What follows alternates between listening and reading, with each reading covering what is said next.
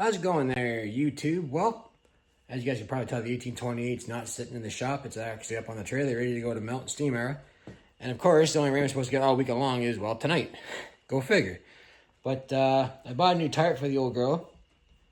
Actually, this is the first new tarp it's had in over 5 years. I used to tarp stuff pretty religiously, but over the years I kind of got lazy, I guess, and didn't want to bother. But anyway, we're supposed to get a pretty good thunderstorm tonight.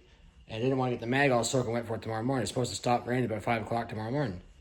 So that involves making up some new tarp strings, of course. And I wanted to show you guys how to tie a square knot in a piece of twine. Obviously, I was using hay baler twine for tarp strings because, well, that's what we always did. So anyway, how to tie this square knot. You take your two pieces of your twine, so you make kind of a U like that.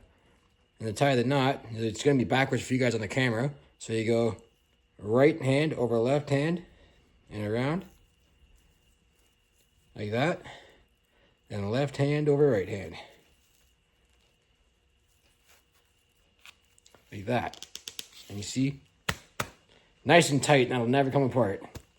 So quick little video for you guys tonight on how to do that, if some of you didn't know. But if you guys like what you see, as always, please comment, rate, subscribe. Thanks for watching.